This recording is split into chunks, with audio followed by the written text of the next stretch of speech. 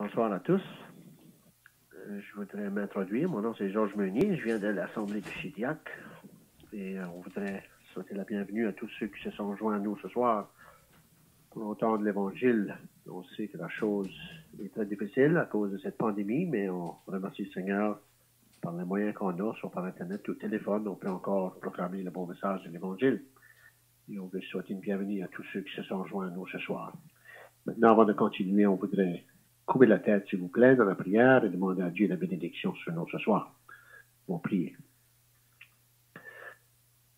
Notre Père, ce soir, nous prenons l'occasion une fois de plus et on réalise que peut-être c'est encore une fois de moins. Le Seigneur Jésus s'en vient bientôt et on te demande que tu vas bénir et que tu vas donner de l'aide dans la prédication de l'Évangile. Il y a des gens ce soir qui périssent et plusieurs d'entre eux ne le savent même pas. On te demande, au Dieu, que tu vas bénir et que tu vas parler à ceux qui écoutent et qui ont besoin d'être sauvés. On se fait à toi pour la balance cette soirée. Au nom et pour la gloire. Seul le Seigneur Jésus, on te prie. Amen. Comme j'ai dit, bienvenue à tous. Et on prie que ça va être une bénédiction pour chacun de vous. Et on prend par acquis ceux qui sont avec nous ce soir. C'est pas la première fois que vous entendez l'Évangile. Et on espère que les passages qu'on va lire, ça va être des passages que vous avez déjà entendus. Et pour la première lecture, s'il vous plaît, on voudrait lire dans l'Épître aux Romains. On va lire dans l'Épître aux Romains, au chapitre 3. Des passages très connus de ceux qui prêchent l'Évangile et surtout ceux qui ont assisté à des réunions d'Évangile assez souvent vont reconnaître ces passages. Romains au chapitre 3, s'il vous plaît. L'apôtre Paul qui parle, et on va aller au verset 22. Romains 3 et le verset 22. Il dit, à la fin du passage, du verset 22, il dit, à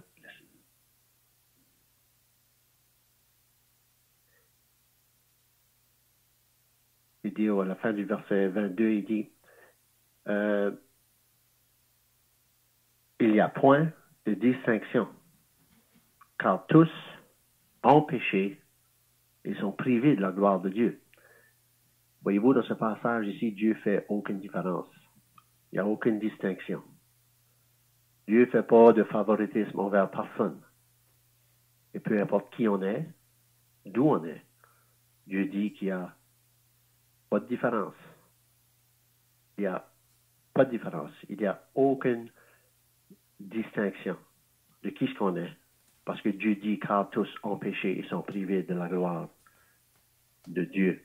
Maintenant, on va lire un autre passage dans la première épître aux Corinthiens, s'il vous plaît. 1 Corinthiens. Première épître aux Corinthiens, l'apôtre Paul qui parle encore. Il parle à ceux de Corinthe, des gens qui avaient été sauvés.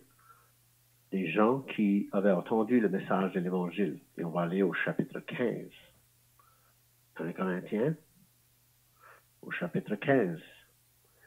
Et l'apôtre Paul parle, là, il dit à tous ceux à qui il écrit cette lettre, il dit au verset chapitre 15, s'il vous plaît, et au verset 3. 1 Corinthiens 15 et le verset 3.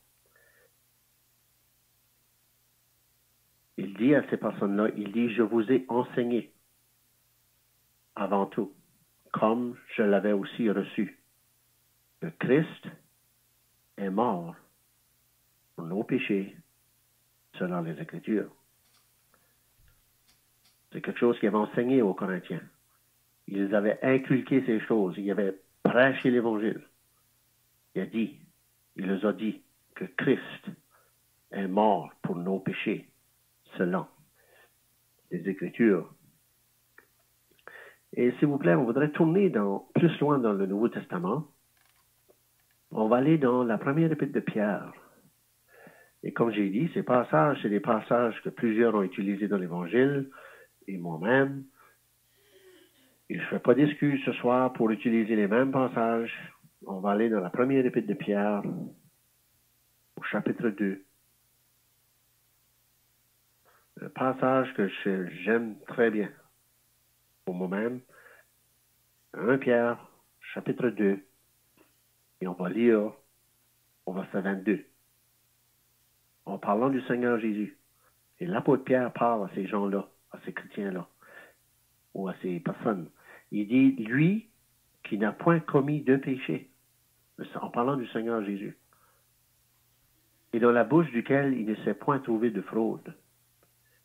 Lui qui injuriait ne rendait point d'injure, maltraité ne faisait point de menace, mais s'en rendait à celui qui juge justement. Écoutez, qu'est-ce que c'est qu'il dit? Lui qui a porté lui-même nos péchés en son corps sur le bois. Parlant du Seigneur Jésus, lui qui a porté lui-même nos péchés en son corps sur le bois. Et pour un dernier passage, s'il vous plaît, je voudrais aller dans l'Ancien Testament pour une question qui est demandée. Une question qui est demandée. Puis on va aller dans Ésaïe, s'il vous plaît. Le livre d'Ésaïe, au chapitre 53. Ésaïe 53. Et cette question est celle-ci. Une question qui est demandée au peuple d'Israël dans le futur.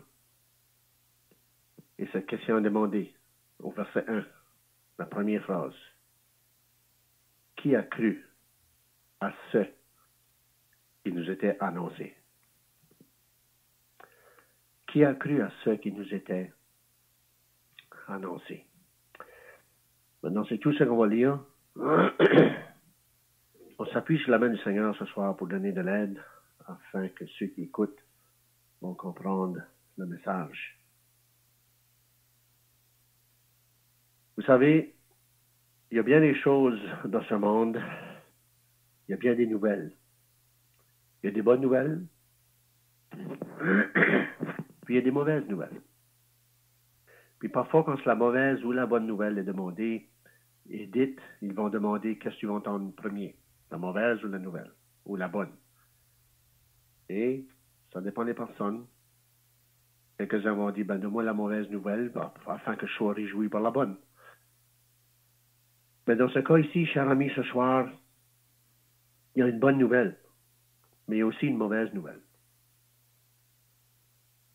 Et chaque personne ne pourra jamais apprécier pleinement et comprendre pleinement la bonne nouvelle si qui, premièrement, il n'a jamais compris et saisi la mauvaise nouvelle. Parce qu'il y a une bonne nouvelle pour tous les pécheurs, mais il y a une mauvaise nouvelle pour chaque individu aussi. Et ce soir, c'est quoi la mauvaise nouvelle? Et comme j'ai dit, il faut absolument comprendre et saisir cette mauvaise nouvelle-là pour pouvoir bénéficier, se réjouir pleinement de cette bonne nouvelle que la parole de Dieu nous dit que c'est l'Évangile. C'est quoi la mauvaise nouvelle? Bon, on a dit ce soir concernant dans l'Épître aux Romains. L'Épître aux Romains, c'est l'apôtre Paul qui l'écrit à ceux qui étaient à Rome. Et il déclare quelque chose dans ce livre que bien des gens aujourd'hui ne veulent pas accepter. Ne veulent pas croire. Mais l'apôtre Paul dit que Dieu ne fait aucune différence envers personne. Et Dieu déclare ce soir que tous, peu importe qui ce qu'on est, peu importe d'où on vient, quelle nationalité qu'on fait partie de quel pays, on peut venir complètement l'opposé, l'autre bout du monde. Dieu déclare ce soir à chaque individu, et l'apôtre Paul a été poussé par le Saint-Esprit en écrivant cette lettre aux Romains. Il dit que tous ont péché. Tous ont péché. Toi, moi, et peu importe à qui vous pouvez penser ce soir, que ce soit vos parents, que ce soit vos enfants, votre épouse, votre mari, Dieu dit que tous ont péché et sont privés de la gloire de Dieu. Dieu dit que chaque individu a péché. Et parce qu'il est un pécheur, il est devenu de court à la gloire de Dieu, où il n'a pas atteint le standard que Dieu avait mis. Pour qu'une personne puisse être à la perfection, Dieu dit que chaque personne a failli. Il a failli à ce standard-là que Dieu a mis. Tous ont péché, ils sont privés de la gloire de Dieu. Ils n'atteignent pas la gloire de Dieu. Ils n'atteignent pas le standard de Dieu. Parce qu'on est des pécheurs. Et ça fait rien qui ce que c'est qu'on est. On est des pécheurs et Dieu dit le ciel nous est fermé.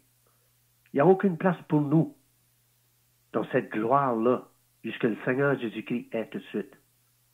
Il n'y a aucune place pour nous pour se réjouir avec Dieu. Parce que le ciel nous est fermé. Ça, cher ami, c'est à cause de nos péchés.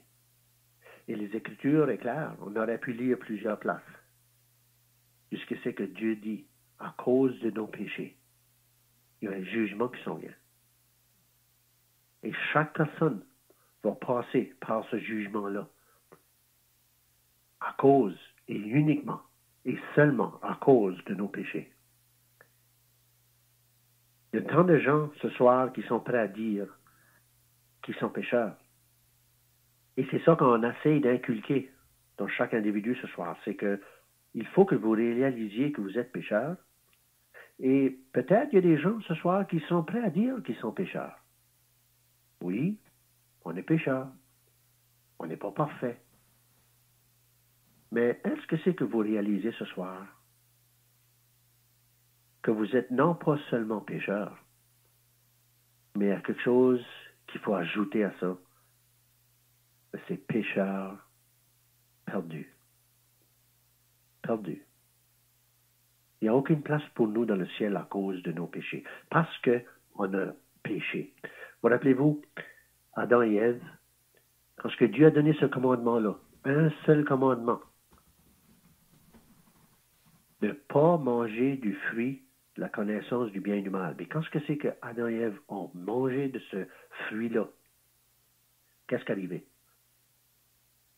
Dieu les a chassés du jardin d'Éden. Un seul péché les a privés de ce beau jardin-là que Dieu avait préparé, que Dieu avait placé pour l'homme. L'homme n'avait rien d'autre à faire que cultiver le jardin et se réjouir de ce fruit-là que Dieu avait préparé, du fruit qui poussait librement. L'homme va se réjouir dans la présence de Dieu, dans la communion de Dieu. Un seul péché. L'homme a été chassé de ce beau jardin-là. Il a été chassé de la présence de Dieu. Et qu'est-ce que ça reste pour nous? Qui ont multiplié péché après péché. Dieu va juste balayer ça sous le tapis et rien dire. Cher ami, le péché doit être jugé. Et Dieu dit qu'il y a un jugement qui s'en vient à cause de nos péchés. Et ce que Dieu veut, on n'a pas lu ce soir, mais l'épître ou le livre des Actes, ça dit là au chapitre 17 que Dieu, sans tenir compte des temps d'ignorance, annonce maintenant à tous les hommes, en tout lieu, comme qu'il n'y a aucune distinction, que tous ont péché, ils sont privés de la gloire de Dieu, mais Dieu dit qu'il annonce maintenant à tous les hommes en tout lieu, peu importe où ce qu'on est. Dieu dit, il faut se repentir. Il faut se repentir. Parce qu'il y a un jour qu'il va juger ce monde. Et son jugement va être juste. Et cela, c'est entièrement et uniquement à cause de nos péchés. Dieu est en colère aujourd'hui. Mais Dieu se met seulement en colère à cause du péché. C'est ça qu'on lit. Quand il parle que la colère de Dieu demeure sur lui, celui qui n'a pas cru au Fils. Vous savez, le pécheur est perdu aujourd'hui. Et chaque individu qui n'est pas sauvé n'a pas la vie éternelle. La parole de Dieu nous dit que la colère de Dieu demeure sur lui. Cette colère-là, elle tient juste par un fil. Le moment de notre mort, c'est qu'on n'a jamais reçu le message de l'Évangile, c'est qu'on n'a jamais cru au message de l'Évangile, accepté pour nous-mêmes qu'on était condamnés. Et par la conviction des Écritures, on n'a pas pris cette place de repentance que Dieu demande. Cher ami, le moment de notre mort, ça va être le jugement. Les Écritures nous disent qu'il y a une place qui est réelle, qui s'appelle l'enfer. Tant de passages on aurait pu lire ce soir qui déclarent ces choses-là. Puis un lieu terrible qui attend tous ceux qui meurent de leur péché. Et comme j'ai dit tout à l'heure, il faut absolument que vous saisissiez cette mauvaise nouvelle-là. Pourquoi? Parce que c'est vraiment important.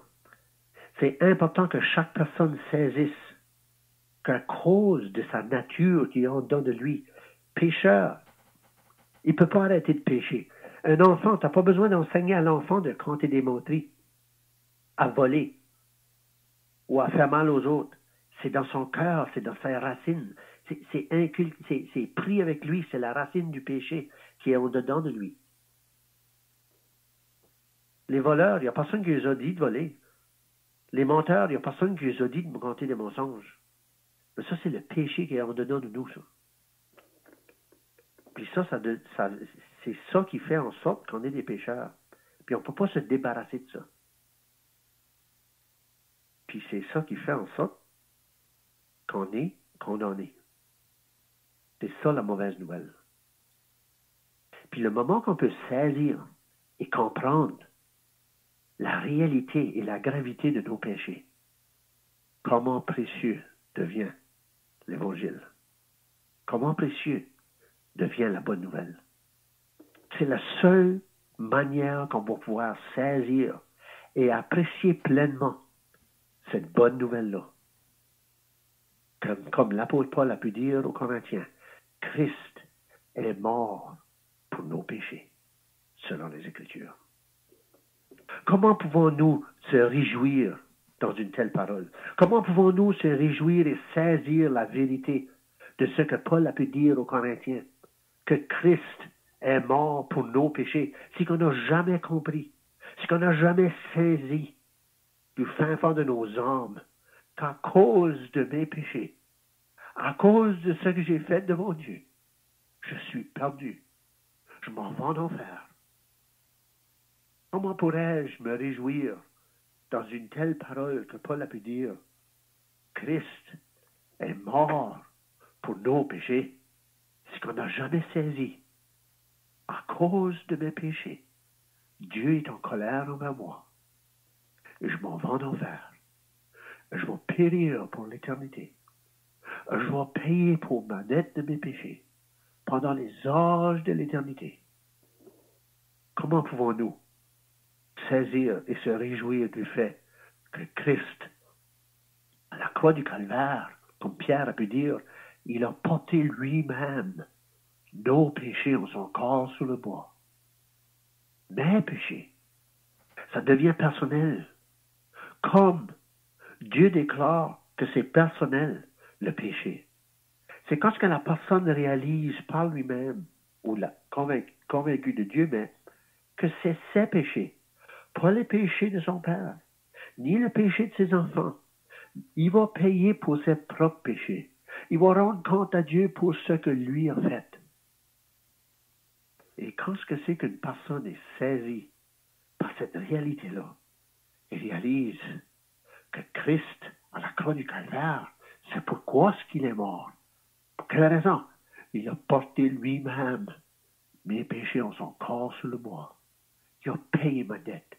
Il a payé Devant Dieu, il a porté mes péchés et Dieu l'a frappé. C'est pourquoi le Seigneur Jésus, à la croix du Calvaire, a pu dire, mon Dieu, pourquoi m'as-tu abandonné? Parce que là, à la croix du Calvaire, les Écritures nous disent que le Seigneur Jésus est venu dans un corps semblable à celui du péché. Un corps semblable au nôtre. Il est devenu un réel homme. Il était vraiment un homme. Il y a des gens, il y a des gens et des dominations aujourd'hui qui refusent de croire. Et ils nient le fait que le Seigneur Jésus-Christ était réellement un homme lorsqu'il a marché sur la terre. Mais les Écritures nous affirment que Dieu a été manifesté en chair. Et l'Épître aux Romains, chapitre 8, nous dit que le Seigneur Jésus-Christ est venu dans un corps semblable à celui du péché. Il a pris cette forme, comme Philippiens nous dit qu'il a paru comme un homme, un vrai homme. Qu'est-ce que c'est que c'était? Pour quelle raison? Parce qu'il fallait qu'il porte nos péchés en son corps sur le bois. Puis il fallait que ça soit dans un corps semblable à celui du péché. Et là, à la croix du Calvaire, le Seigneur Jésus-Christ entre ciel et terre. Quand ce que c'est qu'il a levé les yeux vers le ciel, que tous les disciples l'avaient abandonné. Tous les gens qui l'entouraient le raillaient, l'insultaient. Il y a des gens qui ont craché sur lui. Ils lui ont arraché la barbe. Ils l'ont fouetté. Puis ensuite, ils l'ont cloué là à la croix du Calvaire. Tout fin seul, entre ciel et terre. Les yeux du Seigneur Jésus se tournent vers le ciel et il peut dire, mon Dieu, pourquoi m'as-tu abandonné? Il a été abandonné à notre place. Il a été abandonné à ma place. Et ce soir, chaque individu qui écoute cette réunion, je peux dire avec certitude, le Seigneur Jésus-Christ a été abandonné à ta place, pour tes péchés. Et l'apôtre Pierre dit à ces gens-là que Christ a porté lui-même nos péchés en son corps sur le bois. Lui-même. Il n'a pas donné la tâche à personne d'autre. Il n'a pas envoyé un ange, aucun archange, mais lui-même est descendu. Voici, ô Dieu, je viens pour faire ta volonté. Il est venu dans un monde perdu, dans un monde pécheur. Et là, à la croix du Calvaire, il a payé lui-même. Il a pris lui-même nos péchés en son corps sur le bois. Pourquoi? Par amour pour nous. Parce qu'il nous a aimés. Christ, et l'apôtre Paul a pu dire que le Fils de Dieu m'a aimé. Il s'est livré lui-même pour moi. Vous savez, il faut que ça vienne à ce point-là. Je ne sais plus, le Fils de Dieu m'a aimé et qu'il s'est livré lui-même pour nous. Non. Il faut que ça soit personnel. Que la personne saisisse lui-même dans son âme.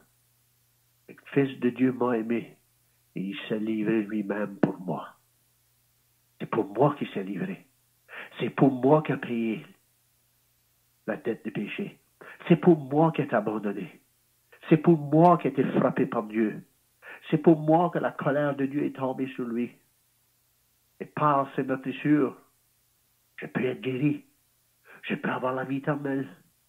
Que simplement, en mettant ma confiance en lui, acceptant mon état devant Dieu, comme j'ai dit, cette mauvaise nouvelle qui talonne les gens aujourd'hui, et bien les gens ne vont pas se plier.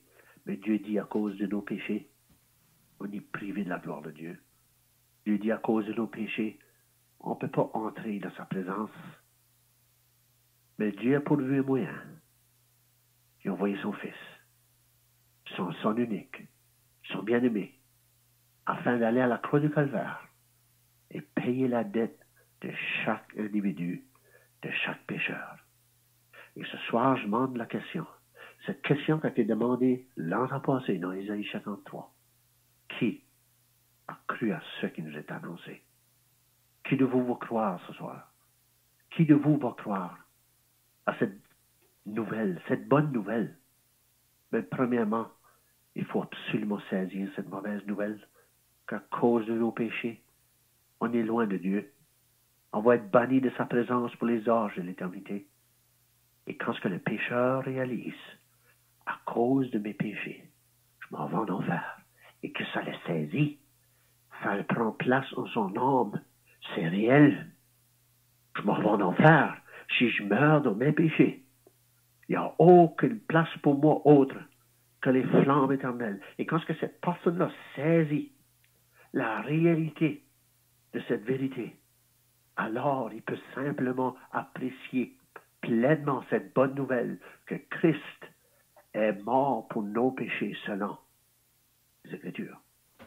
Chers amis, si vous voulez vous en savoir plus loin, regardez ce que Dieu dit dans son Saint-Livre. Regardez ce que Dieu enseigne concernant le pécheur, concernant son état devant lui.